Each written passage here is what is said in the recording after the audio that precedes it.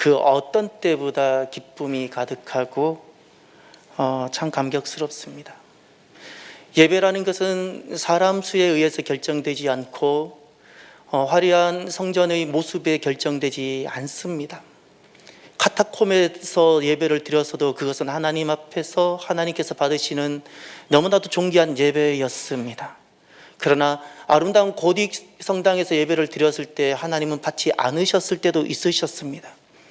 우리가 오늘 아픈 가운데 예배를 드리지만 제 마음이 기쁜 것은 예배이기 때문입니다. 참 감사하고 영상으로 참여하는 여러분들도 많이 축복합니다. 예배를 보는 자가 절대 되지 마시고 예배를 드리는 자가 되시고 마음의 무릎을 꿇고 주님 앞에 경외하며 주님을 경외하며 그렇게 참여하시기를 바랍니다. 오늘 우리들에게는 세 가지 삶의 확신이 있어야 합니다. 우리들이 삶을 결정을 짓게 될 텐데 여러 가지 여러분들 우리들 안에 세 가지 확신이 어떤 것이 있는가? 첫 번째, 하나님 살아계심을 여러분이 믿습니까? 내 안에 이것이 아는 것이 아니라 확신이어야 됩니다. 하나님은 살아계십니다. 하나님은 살아계시다라는 것이 단순히 존재론만을 말하는 것이 아니라 그 말에는 하나님은 통치하십니다. 하나님은 지금 또 하나님의 계획대로 이끌어가고 계십니다라는 모든 신앙 고백이 담긴 확신이어야 돼요. 이것이 있어야 돼요. 그러면 아는 것이 아니라 이것이 확신으로 있는 사람은 이렇게 되어집니다. 지금은 코로나 시대라고 이야기합니다. 그럼에도 불구하고 그는 성령 시대입니다. 코로나에 의해서 좌우되는 것이 아니라 하나님께서 하나님의 방법과 하나님의 뜻을 하나님의 때에 이루어 가시는 것을 그는 믿고 그렇기에 그는 지금 또 성령 시대인 거예요.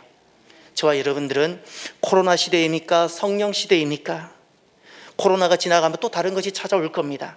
그때마다 내가 흔들리는 자가 아니라 무엇이 우리 앞에 나를 기다리고 있을지라도 성령 시대가 되는 하나님 살아계심을 믿는 자가 되십시오. 또 하나, 내 안에 분명히 있어야 되는 확신인데 확신해야 됩니다. 그것은 주님께서 반드시 오십니다라는 것입니다. 재림입니다. 여러분은 주님께서 다시 오심을 아는 자가 아니라 확신되는 자입니까? 주님께서 다시 오심을 진짜 믿는 자는 내 모든 삶을 오시는 주님의 재림에 다시금 재배열하게 됩니다. 내가 무엇을 하든, 그가 목사든 그가 무엇을 하든 재림을 확신하는 자는 자녀를 양육하든 일터에서 일을 하든 무엇을 하든 재림에 맞추어서 모든 자기 삶을 다시금 재배열하는 거예요. 오늘 내 삶을 한번 돌아보십시오. 내 삶은 오시는 주님을 내가 맞이하고 예비하는 신부가 되어서 내 모든 삶이 재림에 배열되어져 있고 맞추어져 있는지를, 그렇지 아니하면 나는 재림을 아는 자지 확신하는 자가 아니에요. 확신이라는 것은 믿는다는 것은 그렇게 사는 것이거든요. 재림이 내게 확신이어야 돼요. 그래야지 이길 수 있어요. 세 번째, 우리에게 어떤 확신이 있어야 되는가? 교회가 결국 승리합니다. 교회가 승리하는 거예요. 교회는 분명히 시련을 겪을 겁니다. 교회가 되지 않기로 결심하면 쉽게 세상을 살아갈 수 있습니다. 그런데 주님은 제자들에게 분명히 말씀하셨습니다. 제자가 되고 교회가 된다는 이 길은 좁은 길이라고, 협착한 길이고 많은 사람이 찾지 않는다고. 여기는 환난이 오고 시련이 나를 기다리고 있는데 그러나 승리는 교회가 한다고 주님 말씀하셨어요. 여러분의 목사는 이것을 믿습니다. 하나님이 살아계심을. 그래서 우리 눈앞에 코로나가 있을지라도 여전히 하나님의 계획은 하나님의 방법으로 하나님의 때에 이루어지고 있음을 믿습니다. 주님 다시 오심을 여러분의 목사는 믿습니다. 그리고 교회가 때로는 약하고 흠이 있을지라도 우리가 작은 믿음을 가지고 겨자씨 같은 믿음을 가지고 교회됨을 지키며 내가 주님의 제자로 교회를 이루어 살아갈 때 결국 우리가 지금은 아무것도 보이지 않고 미력하게 보일지라도 승리하는 것을 확신합니다. 저와 여러분들이 꼭 이기는 자가 되기를 바랍니다. 새해 하나님께서 우리 교회에 주신 말씀이 강하고 담대하라입니다. 이것은 제가 여러분들에게 좋은 캐치프레이즈로 제시하는 것이 아니에요. 10월 말부터 기도하면서 주님께서 제게 주셨던 12월 중순에 주셨던 말씀이에요. 왜 하나님께서 우리들에게 강하고 담대하라는 이 말씀을 새해 말씀으로 우리 참사랑 신앙 공동체에 주신 말씀일까요? 왜 강하고 담대하라 말씀을 하셨을까요? 우리 앞에 기다리고 있는 것이 있는데 시련과 환난이 기다리고 있어요. 시련과 환난이 기다리고 있기에 강하고 담대하지 아니하면 쓰러지고 넘어지기 때문에 그 시련과 환난을 이기라고 강하고 담대하라 말씀하세요. 예배를 드리고 내 믿음을 지켜가는 이 교회됨에 시련이 우리를 기다리고 있을 겁니다. 강하고 담대하십시오. 두려워하지 말고 놀라지 마십시오.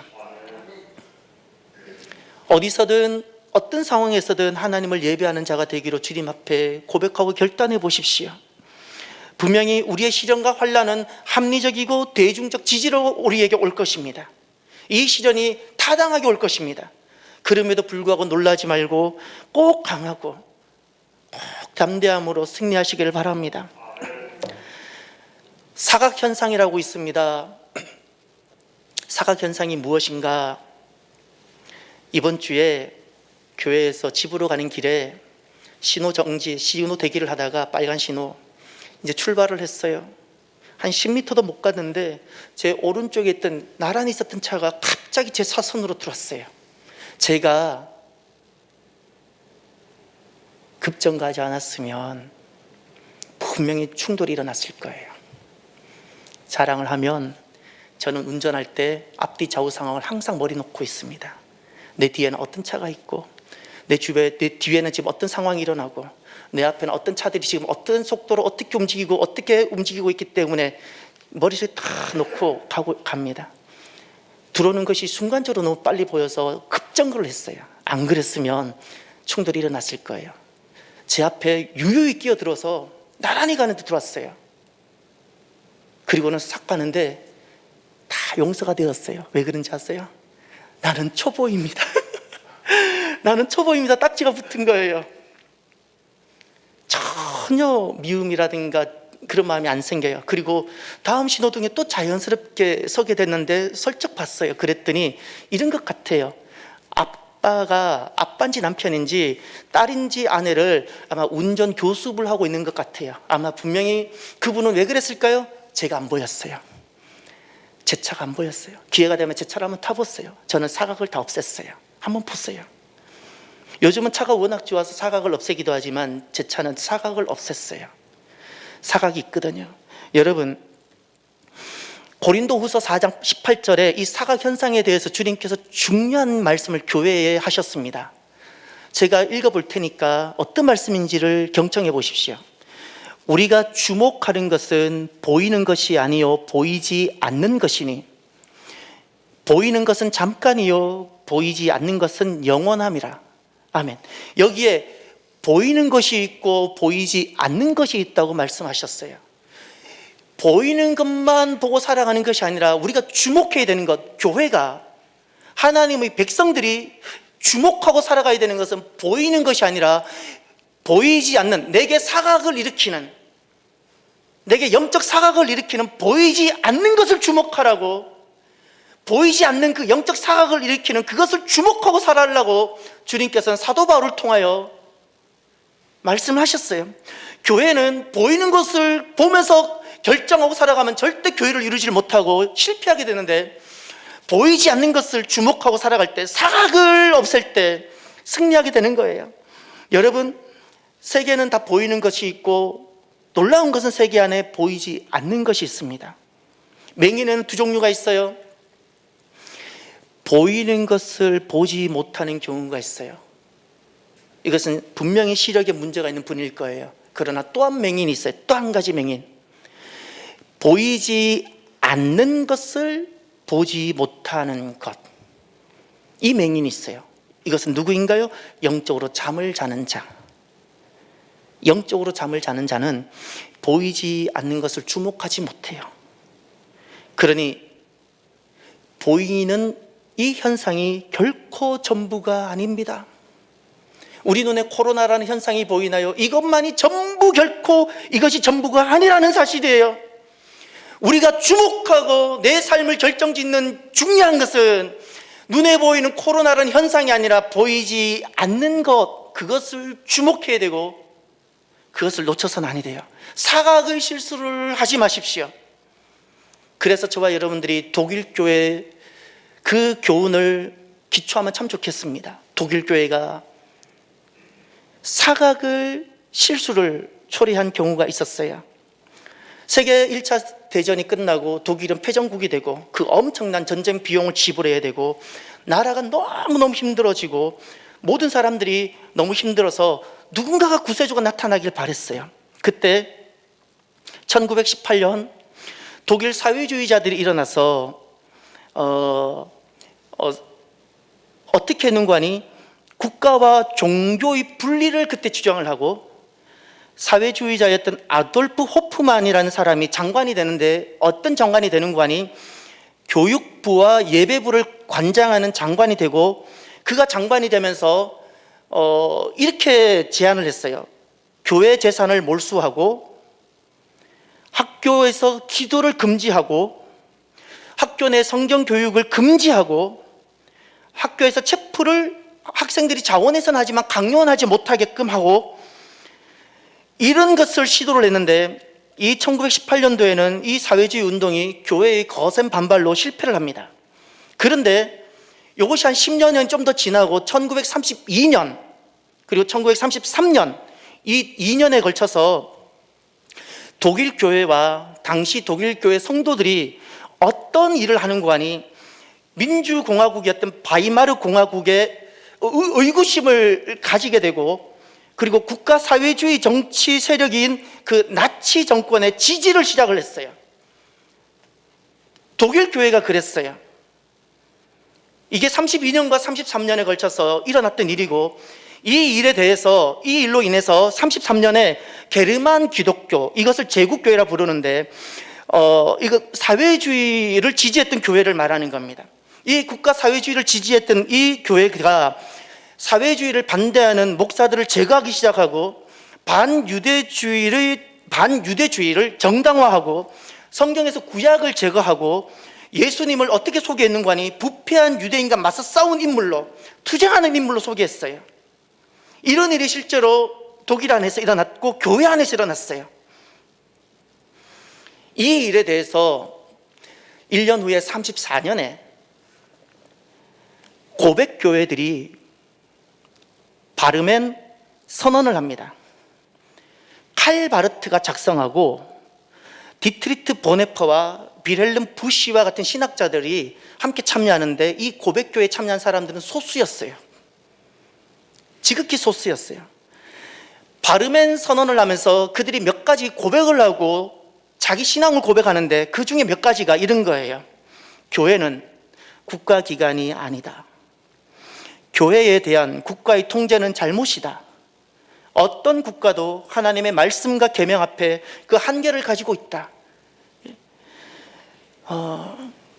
이 당시 칼 바르트와 보네퍼와 같은 이 빌헬름 푸시와 같은 신학자들이 어떤 주장을 냈는가 하니 고백교회 성도들의 주장인데 우리의 형제들이 이 형제들이란 그 게르만 기독교 또는 그 제국교회를 이루고 있는 어제만 해도 한 형제였던 그들 우리의 형제들이 기독교인인 동시에 나치라는 것은 사회주의자예요. 나치가 되는 것은 모순이라는 사실을 인식하기를 바랬다. 이것이 당시 고백교회에 너무나도 고통 가운데 참여했던 아픔 가운데 참여했던 이 성도들의 주장이었어요. 이제 영상을 하나 보겠습니다. 영상 보여주시겠습니까? 저 영상을 보면서 울었어요. 눈물이 그렇게 많이 났어요. 화면을 저도 좀 크게 띄워줘 보세요. 예, 미국 교수로 보장된 삶을 버리고 독일로 돌아왔어요.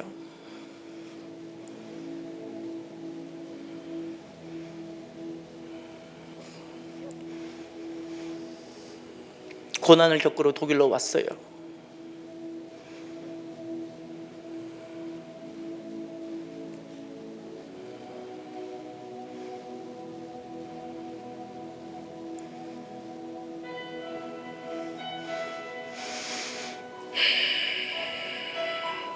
39세 나이.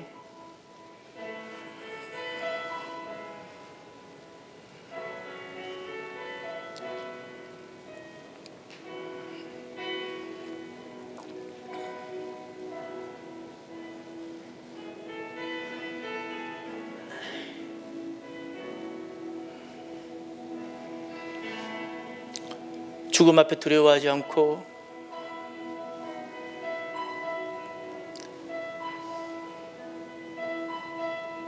그리고 죽기 전에 약혼자에게 마지막으로 옥중에서 쓴 편지가 있는데 그것이 오늘날 독일 찬송가가 되고 그 마지막으로 보낸 편지가 이 찬양이에요.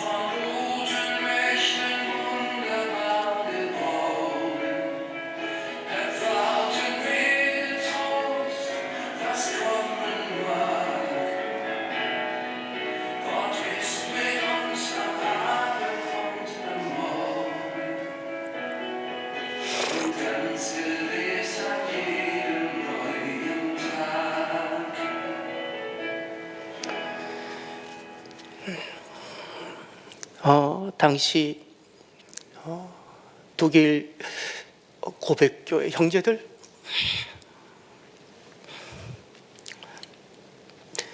믿음을 지키기 위해서 하나님을 버릴 수 없었기에 그 외로운 가운데서도 저렇게 고백했던 그들의 형제들이 느껴져요. 당시에 게르만 기독교와 제국교회가 다수였고 대세였고 그들은 그들이 하는 것이 옳은 걸로 여겼어요. 하나님 뜻을 행하는 거로 그들은 여겼어요. 수많은 목사들이, 수많은 성도들이 하나님의 뜻을 행하는 거라고, 이것이 우리나라를 살리는 거라고. 그래서 히틀러를 지지하고 유대인들을 학살했으며 이제는 우리는 알아요. 우리만이 아니라 온 세계 사람들도 다 알아요. 이것은 고개를 들 수 없는 부끄러움이고 씻을 수 없는 교회의 수치가 되었고 사각에 숨어있는 보이지 않는 그 악이 있었는데 그것을 보지 못했던 거예요. 교회가 보이지 않는 것을 보았어야 되는데 보지 못했던 거예요. 이것이 당시 다수를 이뤘던 제국교회, 보이는 현상에는 보이지 않는 것이 있었는데 그것을 보지 못함을 이뤘던 실수였던 거예요. 독일 교회를 살린 것은 저렇게 고독하고 저렇게 외로웠지만 믿음을 지킨 고백교회 형제들과 성도들, 그 소수의 성도들이 그 순교의 피가 다시금 독일 교회를 살렸습니다. 저는 독일 교회를 보면서 오늘날 한국 교회가 왜 이렇게 오버랩이 되는지를 모르겠습니다. 오늘날 우리 대한민국은 강력한 사회주의 체제의 도전을 받고 있습니다. 현재 우리나라를 이끌어가는 사람들은 공공연하게 사회주의자임을 표방하고 있습니다. 제 기억으로 분명히 제가 메모해서 제가 적어두었습니다. 작년 2월 15일 이인영이라는 정치인이 원내대표로 있을 때, 지금은 장관이죠, 이렇게 이야기를 했어요. 총선 이후 사회주의 경제 정책을 시행할 것이고 패권을 교체하겠다고. 그때 이 패권은 세 가지를 그가 말을 했어요. 종교, 시장, 그리고 언론. 이것은 법으로 설명되지 않은 헤게모니들을 이들은 가지고 있기 때문에 이 패권을 교체하겠다고. 종교와 시장과 언론은 자유민주주의를 이루는 근간이에요. 근데 패권을 교체하겠다면서 제 마음에 평생 잊을 수 없는 아픔을 내게 남겼어요. 종교를 개편하겠다고. 종교를 개편하겠다고. 우리는 2월 15일 이후 지금 교회는 종교 재편 상황 가운데 있는 겁니다. 보이는 것으로요. 보이는 것으로 보이지 않는 어떤 일들을 하고 있는데 지금 우리는 종교 재편 상황 가운데 있어요. 눈에 보이는 코로나가 전부가 아니라는 사실을 잊지 마십시오. 보이지 않는 것이 있어요. 우리가 주목해야 될 것이 있어요. 내가 정말 하나님 백성이라면 눈에 보이는 코로나에 그것만 보지 말고 보이지 않는 것, 보이지 않는 것을 주목할 수 있어야 돼요. 이것을 주목하지 못하면 지난날 독일 제국교회가 실수했던 그 실수를 오늘날 똑같이 한국교회가 하게 됩니다. 너무나도 두렵고 떨리는 것이, 가슴 아픈 현실이, 당시 독일 제국교회 그 많은 목사들과 성도들은 자기들은 하나님 편에 서 있다고, 하나님의 일을 한다고 여겼어요. 이 사실을 잊지 마세요. 그 많은 목사들과 그 많은 성도들이 하나님 이름으로 제국교회가 된 거예요. 보이는 것만 보았어요. 보이지 않는 것이 있었는데 그걸 보지 못했기 때문에 결국 그들은 패배했고 사탄의 승리를 가져다 주었어요. 교회가.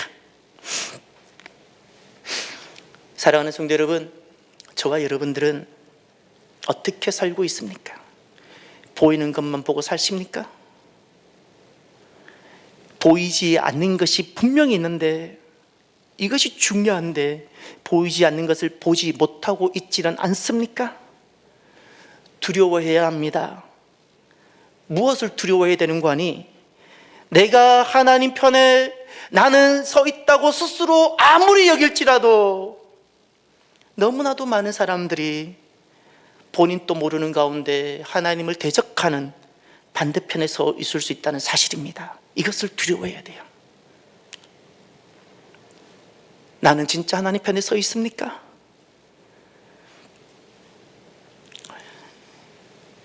교회가 반드시 간직해야 될 능력이 있는데 그것은 무력이 아닙니다. 무력에는 정죄가 나오고 무력에는 투쟁이 나올 텐데 우리는 투쟁하거나 정죄하면 이겨도 집니다. 하나님 나라는 힘과 무력으로 세워지지 않습니다. 우리 서로 위해야 되고, 지난날 제국교회가 있었지만 그 교회를 결국 다시 살린 것은 고백교회가 있었기 때문에 그래요. 고백교회가 있었기 때문에 당시에는 외롭고 아팠지만 그 고백교회가 있었기에 결국 그 제국교회 성도들을 다시금 살려냈던 거예요. 이 땅에 누군가가 독일의 고백교회 같은 그 믿음을 지키는 사람들이 지금 한국에 있어야 돼요. 있어야 돼요. 누군가가 지금 이 땅에는 순교의 피가 필요한 거예요. 교회가 가져야 되는 능력이 무엇인지 아세요? 힘을 길러서 세력을 형성하는 것이 아니라, 그렇게 해서는 하나님 나라가 세워지지 않고 하나님 뜻이 이루어지지 않아요. 그 힘으로는 자녀 하나도 변화시키지 못해요.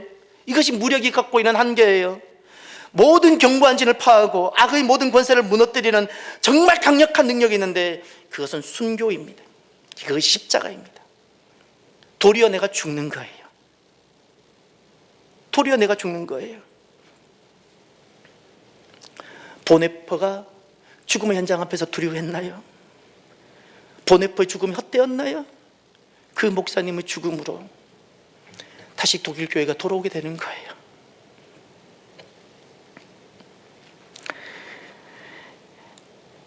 우리 안에 하나님 편에 서는 새벽 이슬 같은 주의 청년들이 일어나기를 바랍니다. 청년들이란 나이가 젊은 20대가 결코 아닙니다. 하나님 편에 서겠다고 결심하는 사람이 나이가 어리든 나이가 많든 그가 주의 청년이고, 나이가 아무리 젊어도 하나님 편에 서는 것을 알지 못하거나 하나님 편에 서지 않는 자는 그가 늙은입니다. 예수님 피로 무장되어 자기 생명까지도 아끼지 않는 이들이 일어나기를 바랍니다. 여러분의 목사를 두고 이렇게 기도하셔야 돼요. 여러분의 목사가 하나님 편에 서는 목사가 되기 위하여 죽음조차도 마다하지 않는, 자녀를 아끼다가 교회를 향한 하나님의 뜻, 이 땅을 향한 하나님 뜻을 저버리지 않는 목사가 될 수 있도록 그렇게 기도하셔야 되는 거예요. 보이는 것만 보고 가면, 내 눈앞에 보이는 것만 보고 가면 마지막은 패배고 그 자리에 사탄이 웃고 있을 겁니다. 사랑하는 성도 여러분, 하나님 편에 서는 자가 되시기를 바랍니다. 26절을 보십시오. 이에 모세가 진분에 서서 이르되 누구든지 하나님의 편에 있는 자는 내게로 나오라 하매 레위 자손이 다 모여 그에게로 가는지라. 아멘. 주님께서 하나님의 편에 서라고 하나님 편에 있는 자를 부르셨어요. 하나님 편에 서기를 원하는 자를 부르셨어요. 이스라엘 백성들은 오늘 이 본문 말씀을 가장 아파해요. 시내산에서 금송아지 섬긴 사건이거든요. 너무 아픔이고 너무 괴로움이에요. 그들은 하나님 편에 서는 줄 알았는데 그것이 아니었거든요.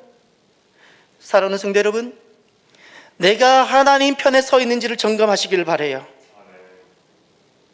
당시 아론과 수많은 사람들은 나는 하나님 편에 서 있는 줄 알았는데 알고 보니 아니었던 거예요.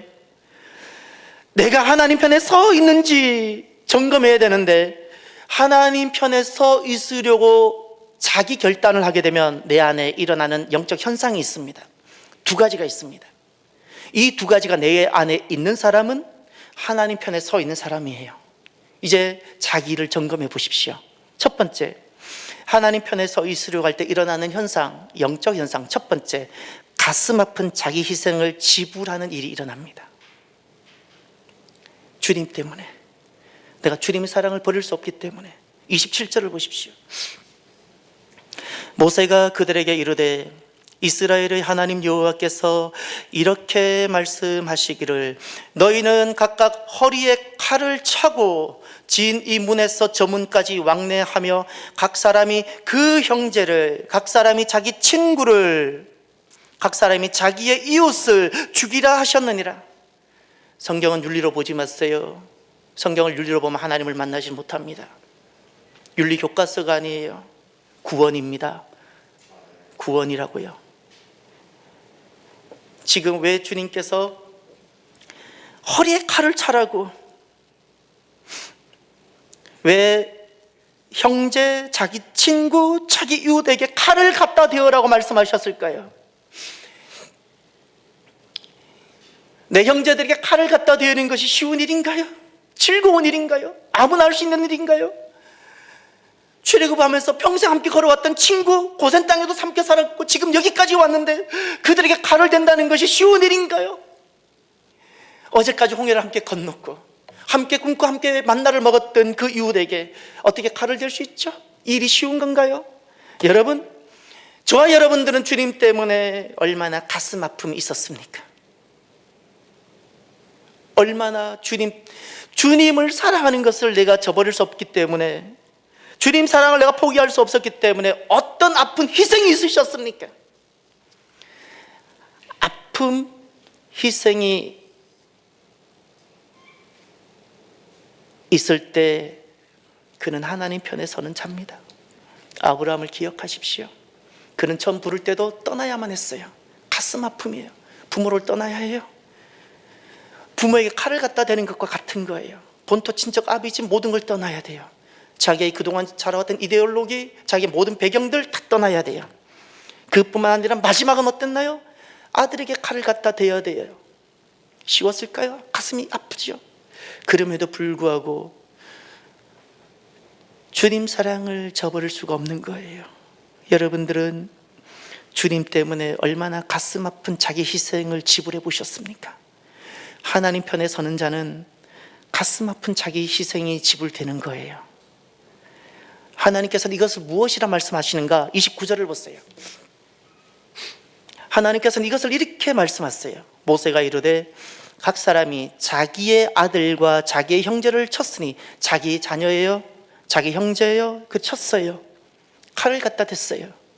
오늘 여호와께 헌신하게 되었느니라. 그가 오늘 너희에게 복을 내리시리라. 헌신이라 말씀하셨어요. 헌신이라는 것은 헌신 예배 드린다고 헌신이 아니에요. 내가 뭐 주의 일을 한다고 하는 것이 헌신이 아니에요. 다 자기 의예요. 가슴 아픈 자기 희생을 지불하기 전까지는 헌신이 아닙니다. 다 자기 의요, 자기 만족이지. 자기 만족이지. 자기 만족은 믿음이 아니에요. 자기 종교고 자기 의일 뿐이에요. 하나님은 언제 헌신이라고 받아주고 인정하시는가? 가슴 아픈 자기 희생이에요. 그때 하나님은 그를 인정하시고, 그리고 하나님은 계획하신 모든 것을 그를 통해 이루십니다. 이것이 복이라는 거예요. 두 번째, 하나님 편에 서려고 할 때 일어나는 현상이 있는데 어떤 것일까요? 두 번째는 모든 미움과 정죄가 그쳐지고 도리어 내가 죽어서라도 살리고 싶어져요. 요거예요. 모든 미움과 정죄가 그치고 도리어 내가 죽어서라도 나를 정죄하는 그를 살리고 싶은 거예요. 이제 32절을 보세요. 하나님 편에 서게 되면 이런 일이 일어납니다. 그러나 이제 그들의 죄를 사시옵소서. 그렇지 아니하시오면 원하건대 주께서 기록하신 책에서 내 이름을 지워버려 주옵소서. 그들의 죄예요. 돌을 던진 그들. 그런데 그들의 죄를 사해달라는 거예요. 나를 아프게 했는데 도리어 사해달라는 거예요. 어떻게? 내 이름을 지워버려 주셔서라도 그들을 살려달라는 거예요. 나를 희생시켜서라도 내가 죽어도 좋으니 그들을 살려달라는 거예요. 그들을 살려달라는 거예요. 이것이 하나님 편에 진짜 서게 되면, 하나님 편에 진짜 서게 되면 일어나는 일이에요. 폭력이라는 방식은 이겨도 패배입니다. 힘과 무력으로는 하나님 나라가 세워지지 않습니다. 힘과 무력으로 접근하면 옳고 그름만 있게 됩니다. 여기에는 정죄와 분노와 투쟁만 있게 되는 거예요. 분노와 투쟁. 여러분, 송구 영신 예배 때 우리 교역자들에 의해서 말씀을 다 받으셨죠? 저는 예배를 인도하다가 말씀을 제가 받지 못했어요. 끝나고 우리 한 자녀가 제게 와서 제 목양실에 있는 말씀 바구니 하나를 딱 가져왔어요. 제가 여러분에게 말씀을 드릴 때는 여러분이 혹시 말씀을 받았을 때 말씀이 어려워 보이는 것들은 실은 다 빼요. 근데 이 아이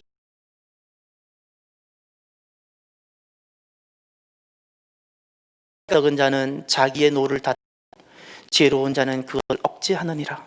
이 말씀을 하나 다 뽑아서 그냥 주는 거예요. 그리고 저는 생각을 해요. 교회에 닥칠 일들이 많이 있지만 그것 때문에 분노하거나 아파하지 말라는 거예요. 노를 드러내지 말라는 거예요. 분노로, 폭력으로, 정의감으로는 하나님 나라를 세우지 못하고 구원은 이루지 못해요. 정의감으로는 절대 복음은 완성하지 못해요. 우리가 회복해야 되는 것은 정의감이 아닙니다. 교회는 정의감에 뭉친 사람들이 모이는 곳이 아니고 가장 강력한 힘이 십자가예요. 내가 죽는 거예요. 오늘날 한국교회는 무엇이 필요한가? 내가 죽는 순교의 피가 회복되어져야 되고 한국교회가 다시 회복되어야 되는 것이 바로 이것입니다.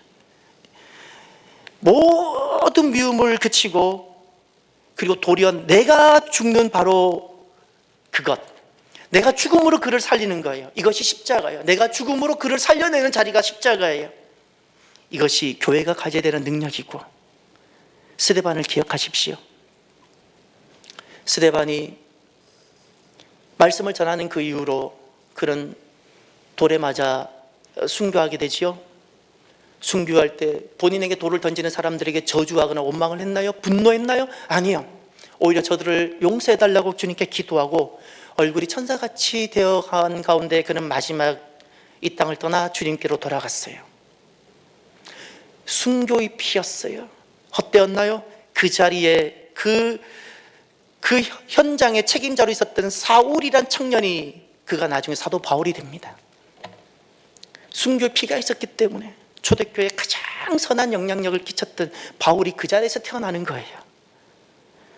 오늘날 한국교회가 정의감이 다시 회복되어져야 되는 것이 아니라 십자가의 능력이 회복되어져야 돼요. 모든 미움을 그치게 하고 모든 정죄를 멈추게 하며 도리어 내가 죽어서 그를 살리게 하는 이 십자가 능력이 회복되면 하나님의 약속이 있습니다. 34절을 보세요. 이제 가서 내가 내게 말한 곳으로 백성을 인도하라. 내 사자가 내 앞서 가리라. 그러나 내가 보응할 날에는 그들의 죄를 보응하리라. 아멘. 주님 약속하셨어요. 내 사자가 내 앞서 가리라. 내가 너 앞서 인도하겠다는 거예요. 하나님의 약속이에요. 하나님의 약속. 십자가 능력으로 모든 미움과 모든 정죄를 멈추고 내가 죽어서라도 그를 살리고 싶은 그 길을 걸어갈 때 주님 약속하셨어요. 내가 너의 앞서 가겠다. 그리고 너의 모든 보응의 문제는 내가 다루겠다. 약속해 주셨습니다. 사랑하는 성도 여러분, 저와 여러분들이 끝까지 하나님 편에 사는 사람이 되기를 바랍니다. 하나님 편에 서는 것은 내 인격, 고매한 인격에 의해서 절대 하나님 편에 서지 못하게 됩니다. 지금까지 좋은 성공적인 교회 생활과 신앙의 경험이 있다고 그것이 오늘날 나를 하나님 편에 서게 하지 못합니다. 오늘날 나를 무엇이 하나님 편에 결국 서게 할까요? 이 거센 도전이 있는데 오직 하나님의 말씀뿐입니다.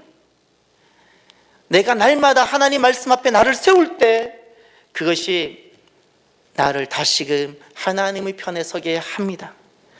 우리가 성경을 읽는다 그러죠. 올해도 우리의 목표가 개인적으로 성경 이독을 해보자고 우리가 했습니다. 성경을 읽어간다는 것은 작년보다 좀 더 나은 종교적인 삶을 추구해보겠다는 것이 아닙니다. 우리가 어떤 목표를 세우고 남들에게 보여주기 위한 어떤 그런 것이 아닙니다. 상장 같은 것이 아닙니다. 영적 신앙적 호기심을 채워가보고자 하는 것도 결코 아닙니다. 잊지 마십시오. 성경을 읽지 아니하면 나도 모르게 하나님을 반대하는 반대편에 서게 됩니다. 성경을 가까이 하지 아니하면 모든 사람이 방자하게 행하게 되는데 그 방자하다는 동사는 무슨 뜻인가니? 자기 소견대로 하나님께 컨트롤이 되지 아니하고 자기 마음대로 산다는 거예요. 진짜 내가 살기를 원한다면 성경을 읽으십시오. 성경을 읽어가야 돼요. 밥은 멈추십시오. 밥은 멈추더라도 성경을 가까이 하십시오. 성경을 읽는 목표는 주보에도 오늘 나와 있겠지만 대략 하루에 한 10장 정도 되겠지만 여러분 실제로 성경을 읽어가야 되는 목표는 내 안에 일어나는 모든 미움과 모든 분노와 모든 시기, 이런 모든 것이 하나님의 숨결로 다 씻어지기까지 읽으셔야 돼요. 하나님의 숨결이 내 안에 일어나는 이 모든 정죄하고 싶고 내 안에 이 의가 일어나서 분노하고 싶은 이 모든 것들에 평온을 줄 때까지 읽으셔야 돼요. 하나님으로만 가득해야 돼요. 이것이 그날 읽어야 되는 성경 목표예요. 그러면 어떤 일이 일어나는가? 그 말씀이 나를 힘있게 해서 강하고 그 말씀이 나를 담대하게 합니다. 그때 비로소 우리는 갈대 같은 인간이었는데 담대하게 하나님 편에 서게 되는 겁니다. 저와 여러분들이 하나님 편에 서는 저와 여러분, 서로 격려하고 위로해서 하나님 편에 서는 저와 여러분이 되기를 바랍니다. 오늘은 말씀을 이 찬양으로 마무리했으면 좋겠어요.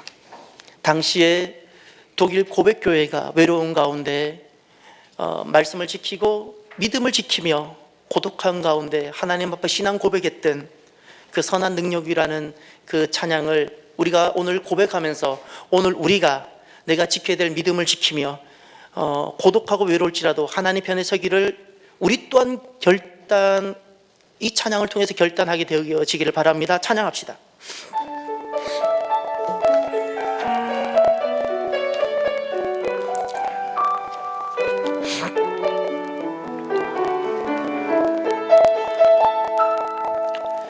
그 선한 힘에 고요히 감사영, 그 놀라운 평화를 누리고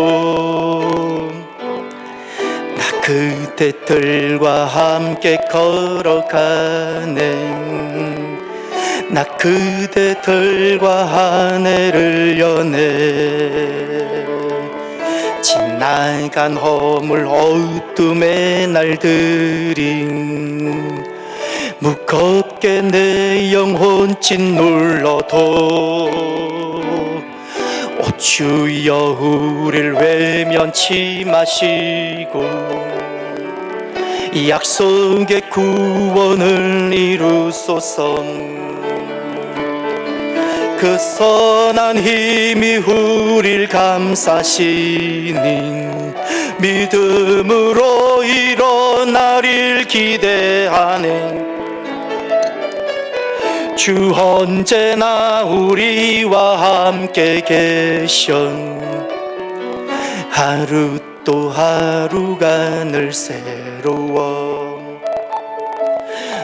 주께서 밝히신 작은 촛불인 어둠을 헤치고 타오르네. 그 빛이 우리 모두 하나 되어 오늘이에 비추게 하소. 그 선한 힘이 우릴 감싸시니 눈으로 일어나릴 기대하네. 주 언제나 우리와 함께 계셔. 하루 또 하루가 이 고요함이 깊이 번져갈 땐 저 가슴 벅찬 노래 들리네. 다시 하나가 되게 이끄소서. 당신의 빛이 다시 한번 이 고요함이 깊이 번져갈 때, 이 고요함이 깊이 번져갈 때 저 가슴 벅찬 노래 들리네. 다시 하나가 되게 하여 당신의 빛이 빛나는 그 선한 힘이 우릴 감싸시니 믿음으로 일어나릴 기대하네. 주 언제나 우리와 함께 계셔. 하루 또 하루가 늘 주 언제나 우리와 함께 계셔. 하루 또 하루가 늘 주 언제나 우리와 함께 주 언제나 우리와 함께 계셔. 하루 또 하루가 늘 새로워. 기도합시다. 하나님 편에 설 수 있도록, 때로는 고독하고 때로는 외로울지라도 하나님의 편에 서는 교회가 되고 성도가 되고 한국교회가 될 수 있도록 이 시간 기도하고 함께 주님 앞에 결단합니다. 할렐루야. 하나님 아버지 감사합니다.